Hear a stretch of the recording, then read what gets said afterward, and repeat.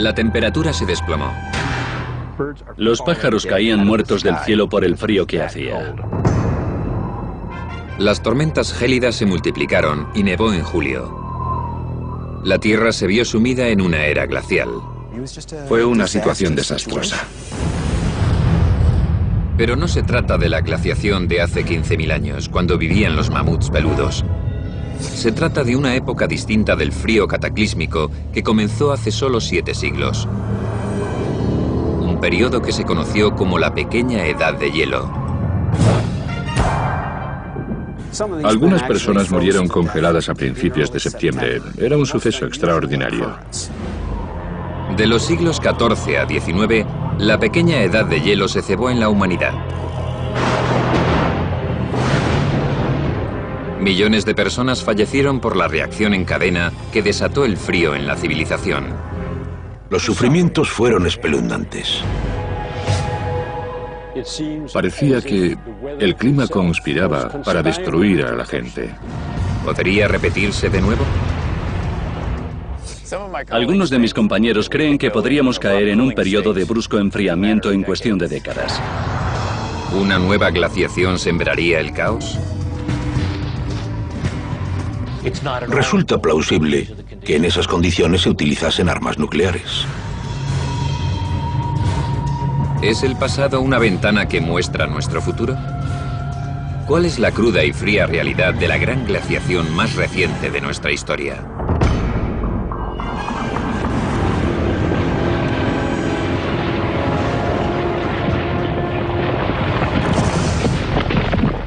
La Pequeña Edad de Hielo.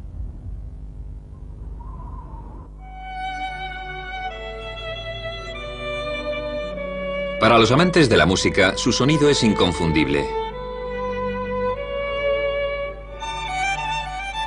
No hay nada más dulce para el oído que un Stradivarius.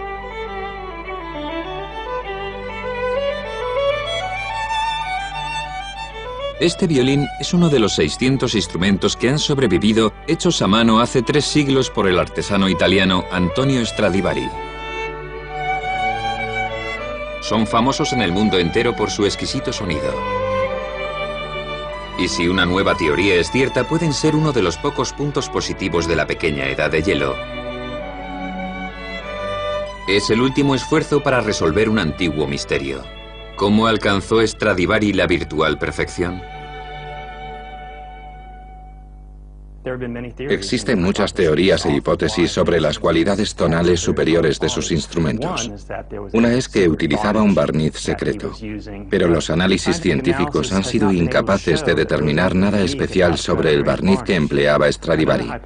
Otra hipótesis es que usaba madera vieja procedente de estructuras antiguas como catedrales y castillos, y que la madera ya tenía cientos de años de antigüedad cuando la rescataba de esas estructuras. Pero gracias a la fechación a través de los anillos de la madera sabemos que no es cierto. En realidad empleó madera que creció en los siglos XVII y XVIII. El climatólogo Lloyd Barkell es coautor de la hipótesis que puede resolver el enigma. Se preguntó si la madera que usó Stradivari procedía de árboles que crecieron durante el mínimo de Maunder, el periodo más frío de la Pequeña Edad de Hielo, cuando el sol era más débil. Un día estaba trabajando en el ordenador y me pregunté si los Stradivarius y el mínimo de Maunder eran de la misma época. Lo busqué en internet y en pocos minutos obtuve la respuesta. Los Stradivarius y el mínimo de Maunder comenzaron con 1 año de diferencia. Barkell descubrió que pudo ser uno de los accidentes más afortunados de la historia. El consumado artista italiano nació en 1644.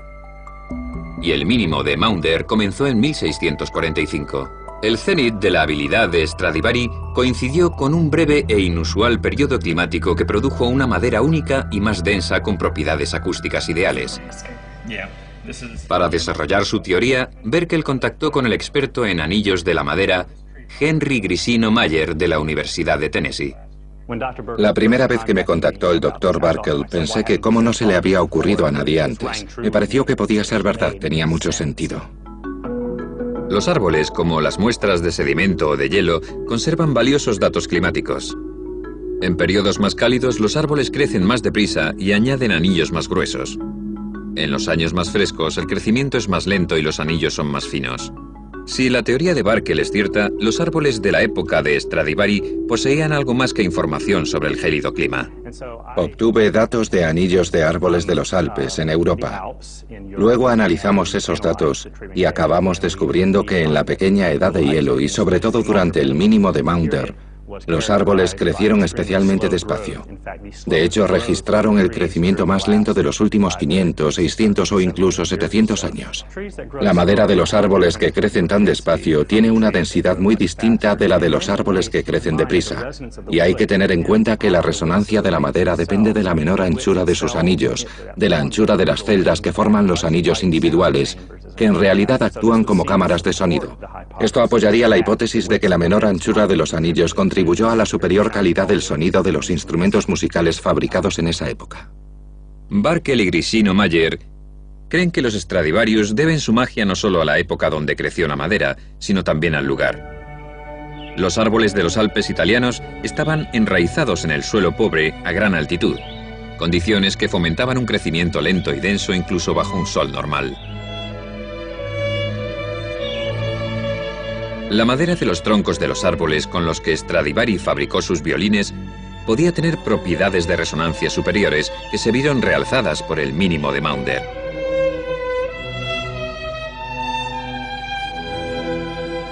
¿Pero la pequeña edad de hielo fue crucial para ayudar a Stradivari a crear un sonido superior?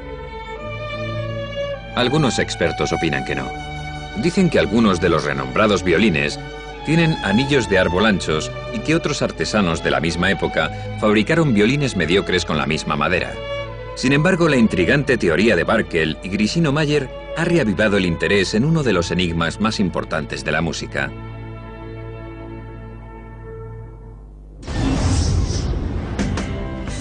Pero los amantes de la música no son los únicos que pueden estar en deuda con la pequeña edad de hielo. Puede que los bebedores de cerveza y alcohol destilado de Estados Unidos también deban estarlo. La cerveza y las bebidas destiladas representan el 93% de las bebidas alcohólicas consumidas en Estados Unidos. Si no fuera por la pequeña edad de hielo, estos juerguistas podrían estar bebiendo vino en su lugar. La historia de la preferencia de bebidas de los norteamericanos se remonta al siglo XIV, en Inglaterra y en el norte de Europa, cuando la pequeña edad de hielo azotó los viñedos que habían proliferado durante el periodo medieval cálido. Cuando llegó la pequeña edad de hielo, las viñas murieron de frío. Ya no pudieron hacer vino. Los europeos del norte se quedaron sin vino. En la Europa del Sur, aunque se sufrió la pequeña edad de hielo, porque por ejemplo se congelaron los canales de Venecia, la producción de vino no se vio gravemente afectada. Se produjo una fuerte división entre ambas culturas. A los europeos del norte no les quedó otra opción que satisfacer su deseo de alcohol con bebidas hechas de los suministros de sus maltrechas cosechas de cereales, es decir, con cerveza y bebidas destiladas. En el siglo XVII comenzó la inmigración a Norteamérica, y los inmigrantes no procedían del sur de Europa. Casi no hubo inmigración de la cuenca mediterránea, procedía toda del norte. Vinieron ingleses, holandeses, suecos, vinieron alemanes, polacos, irlandeses, escoceses. Eran pueblos que llevaban 200 años viviendo sin vino. Y la cultura que trajeron consigo era la de tomar cerveza y bebidas destiladas. Y la tradición continuó así.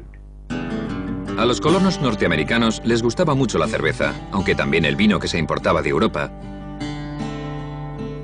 Pero su verdadera pasión era la cerveza y las bebidas destiladas. Los padres fundadores de Estados Unidos tipificaban las preferencias de la nación. Thomas Jefferson fabricaba cerveza en su finca de Monticello. Y George Washington era el mayor destilador de whisky de centeno del país.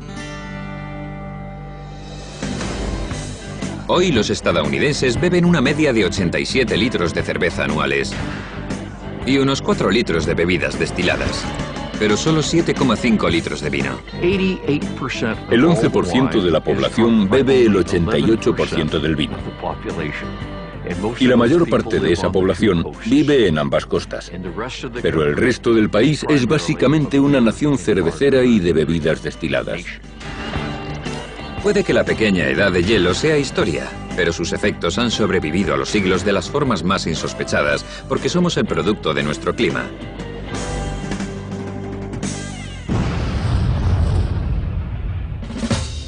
Una de las dimensiones de la historia en las que la pequeña edad de hielo intervino más dramáticamente fue la guerra.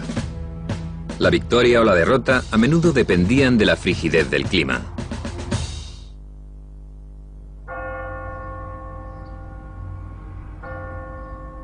En 2001, en Vilna, la capital de Lituania, un equipo de construcción efectuó un siniestro hallazgo. Las excavadoras desenterraron 3.000 esqueletos en lo que parecía ser una fosa común.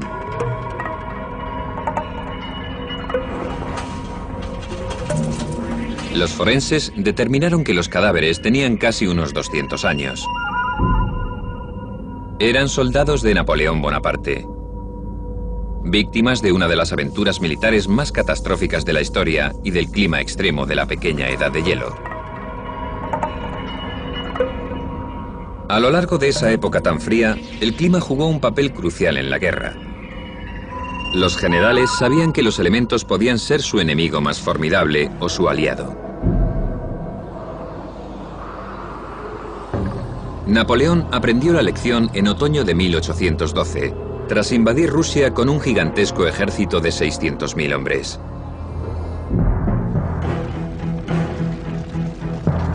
Aunque conquistó Moscú, no pudo destruir al ejército ruso ni obligar al zar a rendirse. 3/4 partes de los hombres de Napoleón habían muerto de hambre en las estepas rusas, que ya eran estériles antes de la pequeña edad de hielo. Cuando Napoleón ordenó a los 130.000 soldados supervivientes que se retiraran de vuelta a casa, el gélido clima empeoró y se convirtió en una pesadilla. La temperatura se desplomó de repente. Alcanzó los 30 grados bajo cero, según Colincourt, que formaba parte del Estado Mayor de Napoleón. Los cristales de nieve flotaban en el aire, porque la humedad del aire estaba congelada. Y la densidad del aire era tal que los copos de nieve no caían, flotaban en el aire mientras el ejército marchaba. Era como un mundo onírico, algo que nunca habían visto antes. Las tropas exhaustas y muertas de hambre de Napoleón comenzaron a morir a miles. Muchos cedieron al sueño y murieron congelados mientras dormían. Y los soldados que sobrevivían al frío extremo morían de hambre. Un soldado menciona en sus memorias cómo sobrevivió a la campaña. Hacía tanto frío, y aunque los caballos seguían moviéndose, tenían la piel congelada.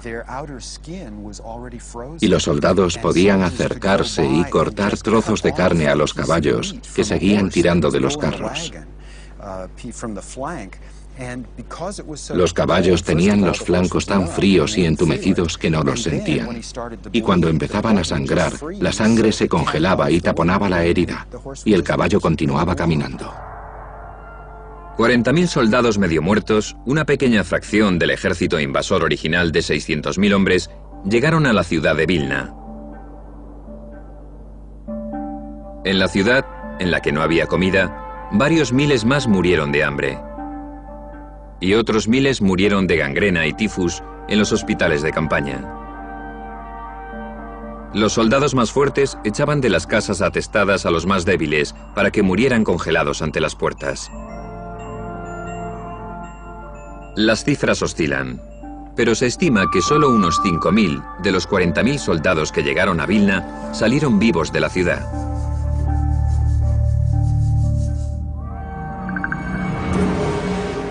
Napoleón no fue el único invasor que no supo tener en cuenta el clima impredecible de la pequeña edad de hielo.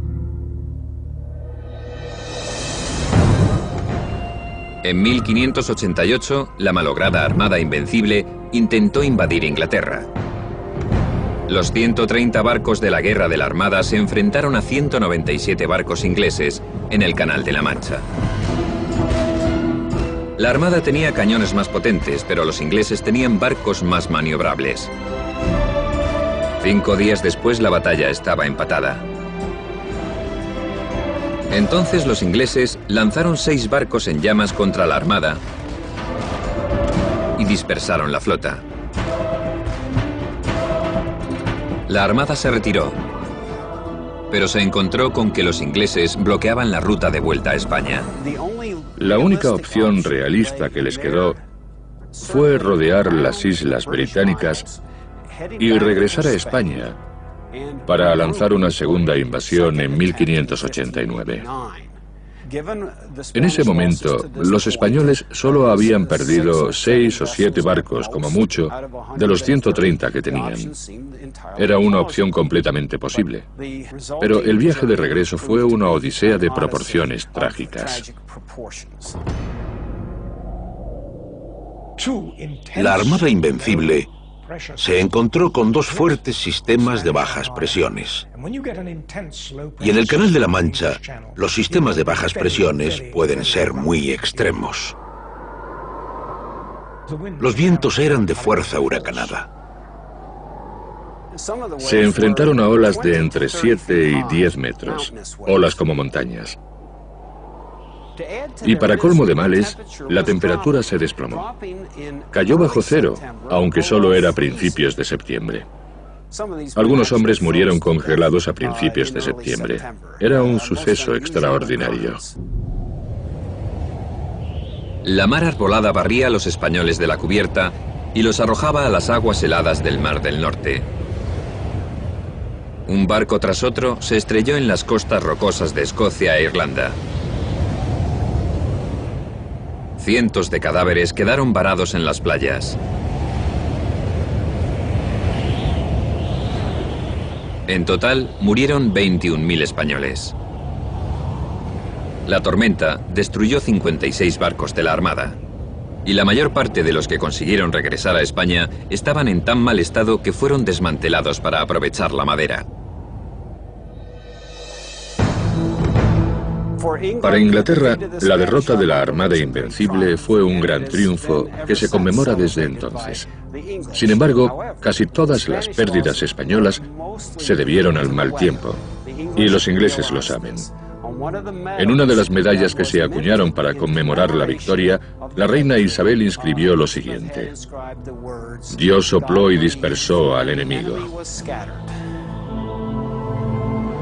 2 siglos después, la pequeña edad de hielo volvería a jugar un papel clave en el resultado de una batalla histórica. En 1776, casi 6 meses después de que las colonias norteamericanas proclamasen su independencia, su causa estaba a punto de fracasar.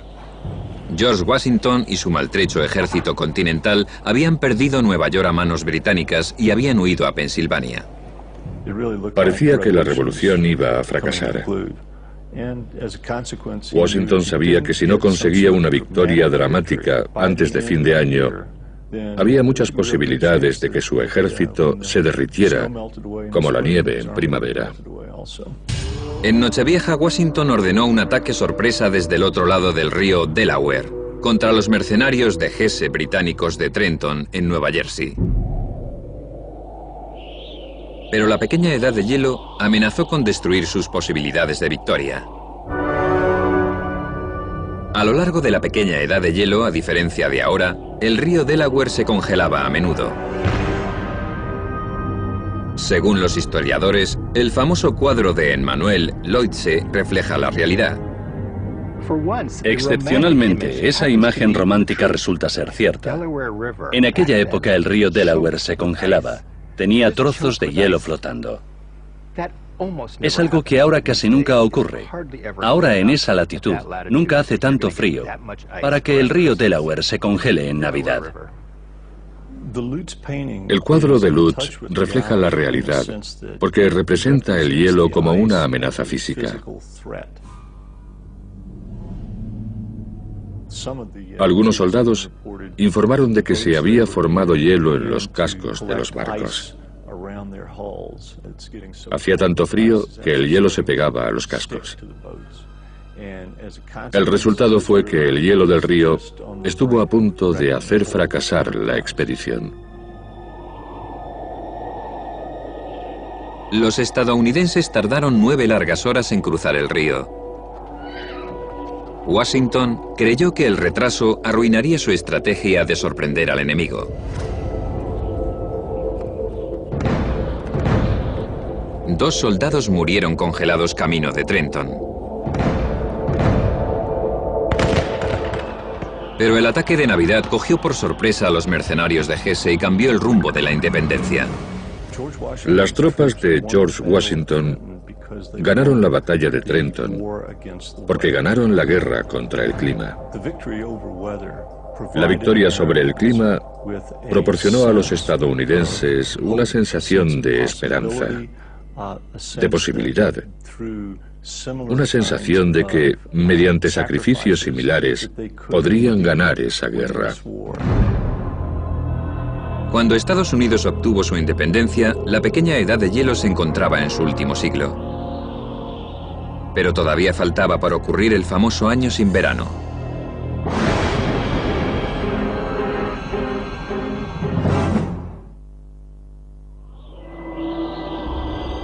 En 1815 la pequeña edad de hielo se encontraba en su quinto siglo. James Madison era el presidente de Estados Unidos. El Congreso se estaba preparando para admitir a Indiana como 19º estado de la nación. Y Andrew Jackson condujo a 4.000 leñadores a la victoria contra Gran Bretaña en la batalla de Nueva Orleans. Fue el colofón de la guerra de 1812. 1815 también presenció uno de los desastres naturales más espectaculares de la Tierra. En una era de actividad volcánica incrementada, que algunos científicos creen que causó la pequeña edad de hielo, pronto se produciría la erupción más potente registrada. Y puso patas arriba un clima ya de por sí errático, provocando lo que se conoció como el año sin verano. Empezó el 5 de abril con un profundo estruendo en la isla de Sumbawa, en Indonesia. En la costa norte de Sumbawa se eleva el monte Tambora, un volcán de 4.300 metros que se creía extinto.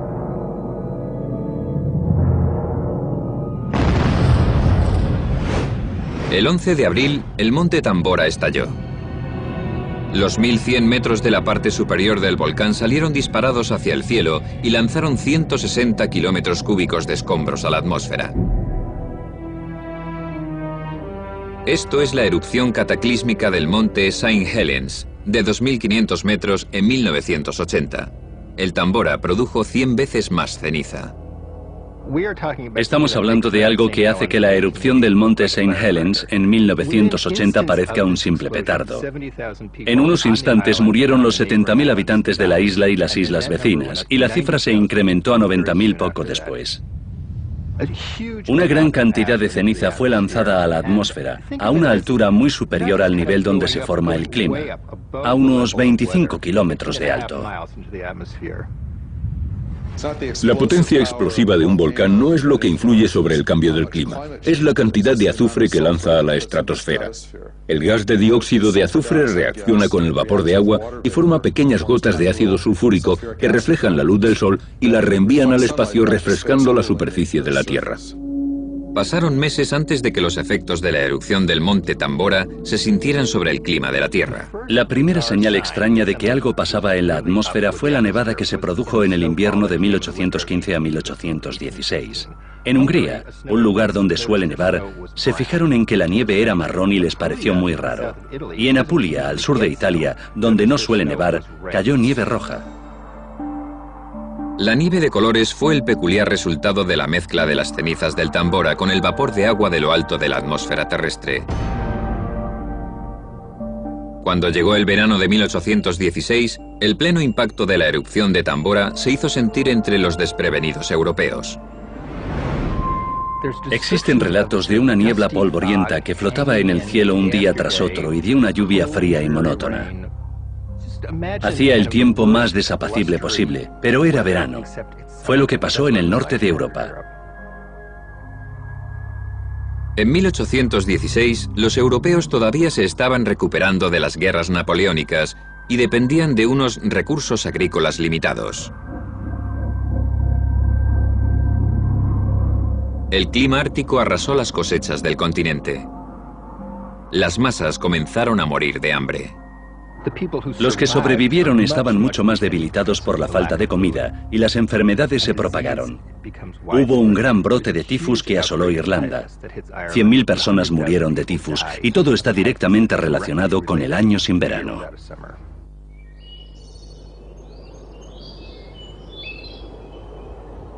Una historia muy distinta se estaba escribiendo en un remoto centro de vacaciones de Europa. En verano de 1816, Percy Shelley, el poeta romántico, su mujer Mary Shelley, que tenía 19 años, y su amigo Lord Byron pasaron el verano a orillas del lago de Ginebra. Normalmente habrían hecho excursiones por la montaña y en barco para divertirse, pero ese verano hizo tanto frío y tan mal tiempo que no pudieron salir al aire libre. Y como eran escritores, decidieron celebrar un concurso para ver quién escribía la historia de miedo más terrorífica y pasar el rato. Ese verano Mary Shelley escribió Frankenstein. Si te fijas en el libro, al principio el monstruo sale trepando por el hielo del Ártico. Y al final del libro, el monstruo también aparece en el hielo. Son imágenes heladoras. Y así es como comienza el libro, en el que menciona que el frío y el mal tiempo que hace en el exterior le han empujado a escribirlo. El verano gélido europeo se prolongó y desató hambre y epidemias. La gente ya no podía soportarlo más.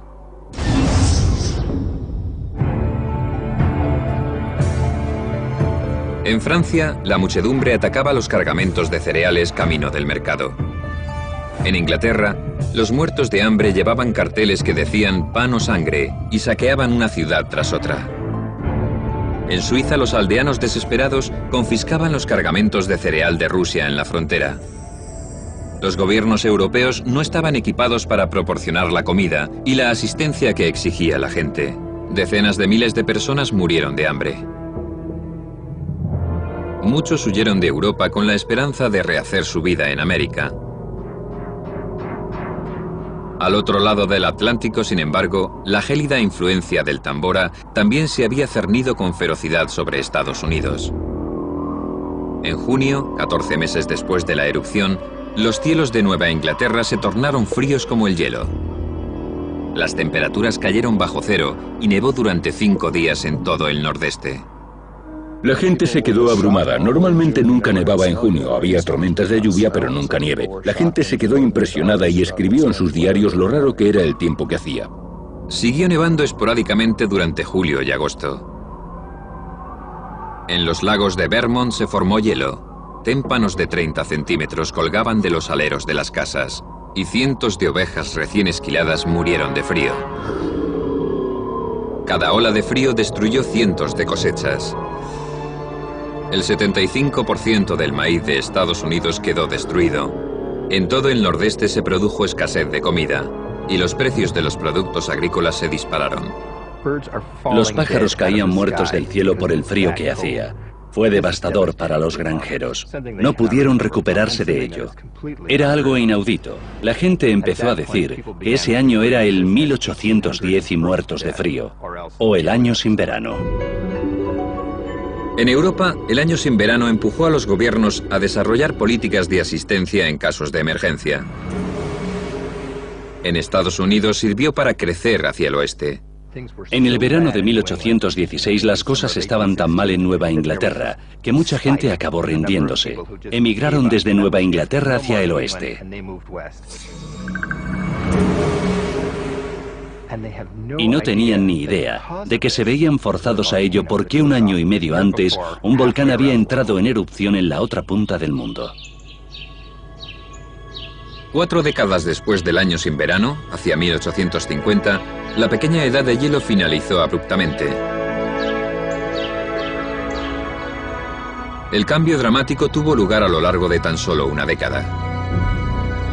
Los científicos no están de acuerdo sobre la fuerza de la naturaleza responsable. Del mismo modo que la pequeña edad de hielo comenzó básicamente por la reducción de la cantidad de radiación que recibía la Tierra del Sol, terminó porque a mediados del siglo XIX se incrementó la energía que recibía del Sol.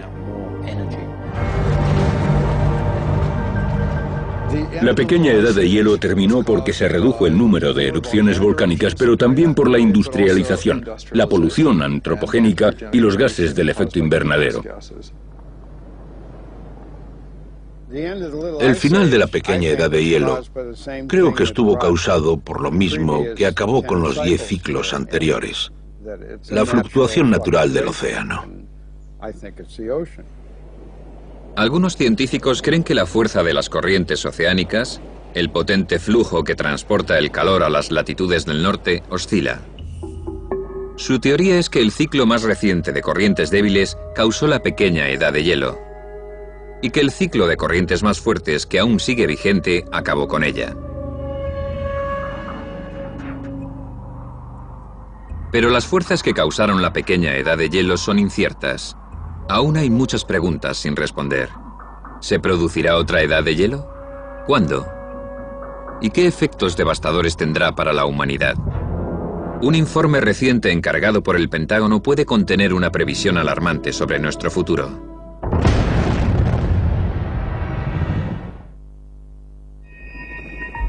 Han pasado 150 años desde el final de la pequeña edad de hielo.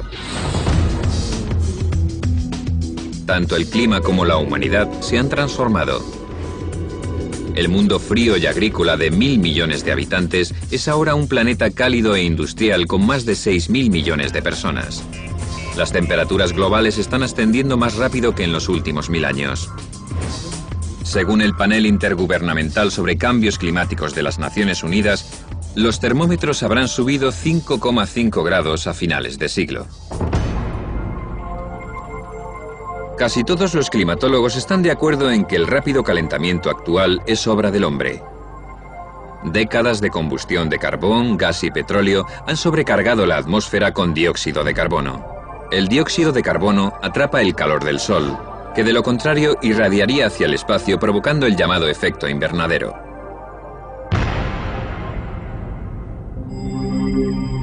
Las consecuencias del continuo calentamiento global aún son inciertas. Muchos creen que las temperaturas más altas desencadenarán sequías. Los huracanes podrían multiplicarse porque obtienen la energía de las aguas cálidas del mar.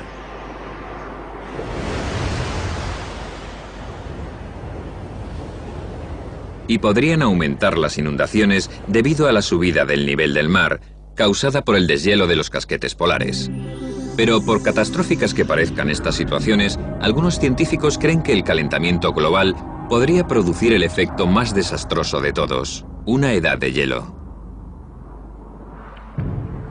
Su teoría es que el proceso que pudo causar la pequeña edad de hielo se está repitiendo ahora. Creen que el calor está derritiendo el hielo ártico, inundando el Atlántico Norte de agua dulce, lo que amenaza con detener la corriente oceánica que calienta la Tierra. En el clima existe una paradoja, que el calentamiento puede conducir al frío. Si continuamos calentando la Tierra como de costumbre, si no refrescamos lo suficiente la superficie del Atlántico, podemos precipitar el cambio climático, algo que ya ocurrió durante la pequeña edad de hielo. Esta tendencia al enfriamiento podemos considerarla como un paseo hacia un acantilado en la niebla. No sabemos exactamente hacia dónde vamos. No sabemos dónde está el borde del acantilado.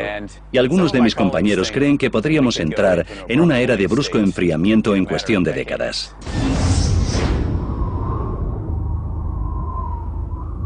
Esta teoría reciente supone un nuevo giro sobre las posibles consecuencias del calentamiento global, pero muchos científicos la rechazan. No estoy de acuerdo con los climatólogos que dicen que el calentamiento global podría desatar una nueva pequeña edad de hielo. No creo que la circulación termohalina vaya a ralentizarse drásticamente en el próximo siglo. Y también creo que aunque lo hiciese, su impacto sobre la temperatura de Europa Occidental y el Atlántico Norte sería relativamente modesto. El calentamiento que producen los crecientes gases invernadero de la atmósfera contrarrestaría con creces cualquier enfriamiento. Y al final, la región se calentaría, no se enfriaría. Mientras la comunidad científica debate el tema, surge otra cuestión inquietante. ¿Qué consecuencias tendría un brusco enfriamiento del clima sobre la civilización del siglo XXI? Si nos fijamos en lo que ha pasado en los últimos 2 siglos, el desarrollo tanto de este país como global está relacionado con el contexto del clima natural en que la gente se ha acostumbrado a vivir. En otras palabras, todos tenemos ciertas expectativas sobre los inviernos y los veranos y sobre lo que es el clima medio. Alguien me dijo una vez que no son las caídas las que te matan, sino el cambio repentino de dirección. El proceso de que te arrojen a un lado u otro distinto del que estás acostumbrado. Es ese cambio en la adaptación el que causa el caos cultural. Si la pequeña edad de hielo nos ha enseñado algo, es que los cambios dramáticos de las pautas climáticas tienen increíbles efectos negativos sobre la población humana. Podríamos enfrentarnos a condiciones que emularían los horrores que sufrió Europa en la pequeña edad de hielo. Si se produjera una edad de hielo en el siglo XXI, nuestra sociedad dependiente de la tecnología, hipotecada por recursos mal distribuidos, ¿sería tan vulnerable como el mundo de nuestros antepasados? En 2003 el Pentágono encargó a los expertos en el futuro, Peter Schwartz y Doug Randall, que predijeran las posibles consecuencias. Su informe no es una previsión, sino una descripción de la peor situación posible diseñada para ayudar a los líderes del gobierno a formular estrategias para superar cualquier crisis futura. Hay que evaluar la probabilidad de esa situación en un orden del 1 o 2%. Es esa clase de probabilidad, no es el 10%, ni el 20%, ni el 50%. No es inevitable en absoluto, pero es una probabilidad real. La previsión del futuro del Pentágono se basa en un incidente climático real del pasado. Hace 8.200 años, la temperatura bajó 5 grados durante un siglo. El brusco enfriamiento fue pequeño comparado con el de la edad de hielo de hace 15.000 años, pero más severo que el de la pequeña edad de hielo. Y la previsión del Pentágono comienza sumergiendo a la humanidad en ese mismo entorno gélido. En una sola década, las naciones se quedarían sin comida, agua y recursos energéticos vitales para la supervivencia.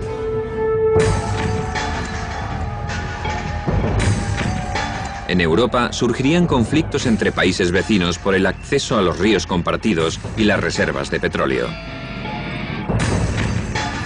El enfriamiento daría lugar a un nuevo desorden mundial y la superpotencia mundial tendría que movilizar sus recursos para intentar estabilizarlo. El papel de Estados Unidos como policía mundial sería mucho mayor todavía que ahora. Ante los conflictos potenciales habría necesidad de transportar grandes cantidades de comida. Y solo Estados Unidos tiene la capacidad logística y militar para actuar como policía en esa situación, garantizar el orden y dirigir las operaciones de salvamento de parte de la comunidad internacional. Sin embargo, según la previsión del Pentágono, Estados Unidos se enfrentaría a su propia crisis. Con la prolongación del clima frío y seco, el hambre se intensificaría en los países vecinos del sur. Los muertos de hambre y los desplazados comenzarían a emigrar en masa a Estados Unidos.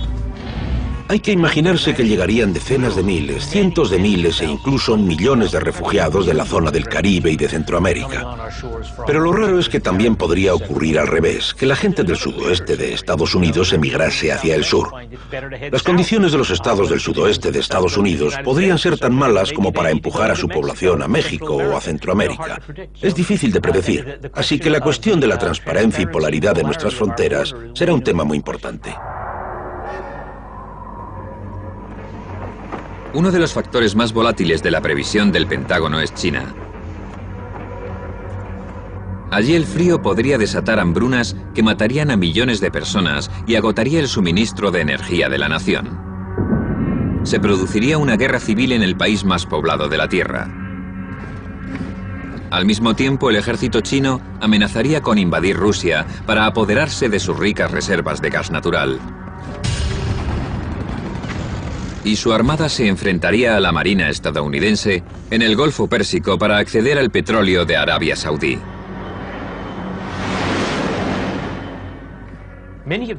Muchos de los efectos que describo para China también son válidos para la India, y también habría que tener en cuenta a Pakistán.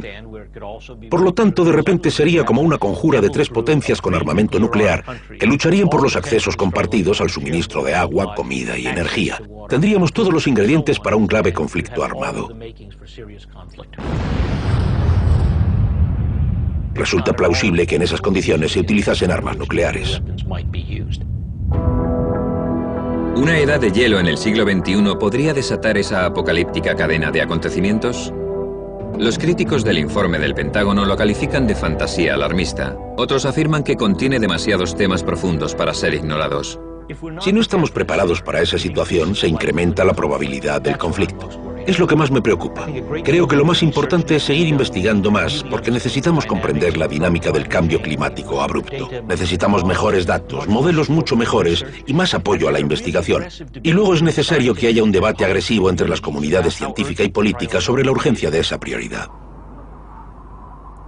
Los investigadores buscan a contrarreloj las huidizas respuestas antes de que nuestro volátil clima alcance un umbral crítico. Y cuando miran al futuro, la única certeza es que nada es cierto.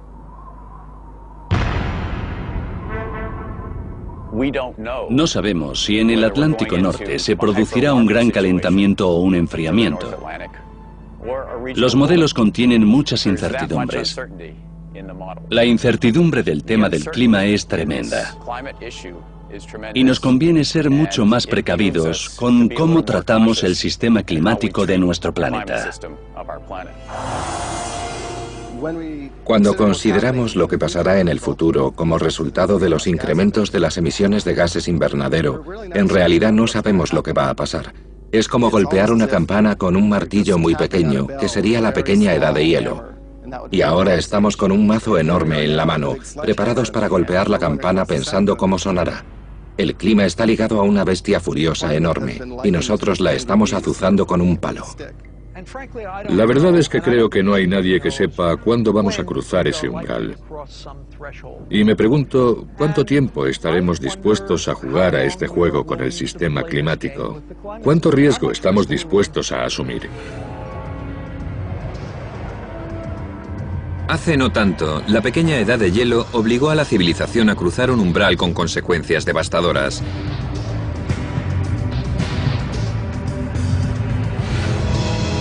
Si el pasado es un prólogo, la tormenta nos aguarda en el horizonte.